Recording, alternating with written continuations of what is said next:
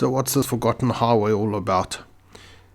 The Forgotten Highway, also known as the Forgotten World Highway, is a stretch of road in New Zealand on North Island.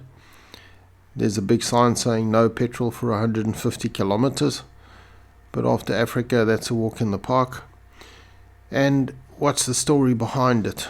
Well, officially the road was built so that the railway could be built. But if you go back a few hundred years, in 1350, a Maori by the name of Tamatea paddled the length of the Whanganui River and explored everything, and soon after the whole river valley was settled by 20,000 Maori. In 1893, there was a surveyor by the name of Joshua Morgan, and he surveyed the length of the gorge. He ended up getting peritonitis, and it's thought that that's what he died from when he was 35 years old. Before you arrive in the self-proclaimed Republic of Whangamomona, you will pass through a tunnel called the Moki Tunnel. There were 10 tunnels built dating from, I believe, 1894 to 1935. The Moki Tunnel is the one that you do pass through. It's one of the 5 tunnels that were recommended by Morgan, the surveyor. The tunnel's 180 meters long. It was originally 5 meters high, and then in 1985, one of the local businesses dug the tunnel another 2 meters deeper so that the trucks could get through. It's a single lane tunnel, and we stopped and drove through it and took some photographs. In 1989, the council redrew all the boundaries, and the people that lived in Whangamomona decided that they were not happy, so they decided to declare themselves a republic. They still have a Republic Day, and a handful of people block off the road and they have a celebration.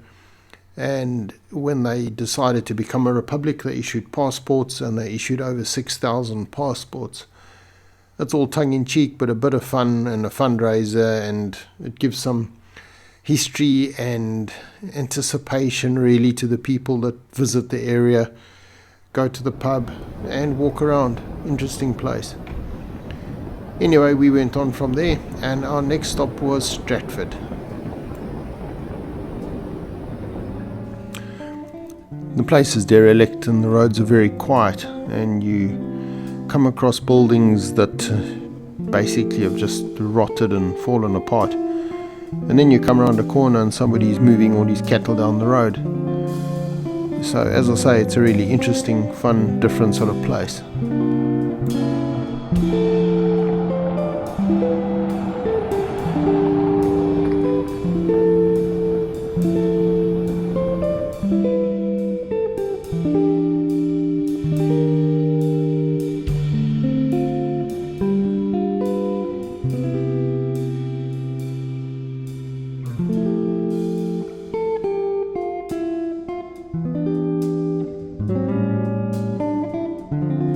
After driving through Stratford, it's one of those been there, done it things, and not necessarily ever want to go back. But they're expecting crazy rain tomorrow, 100 to 150 millimeters of rain.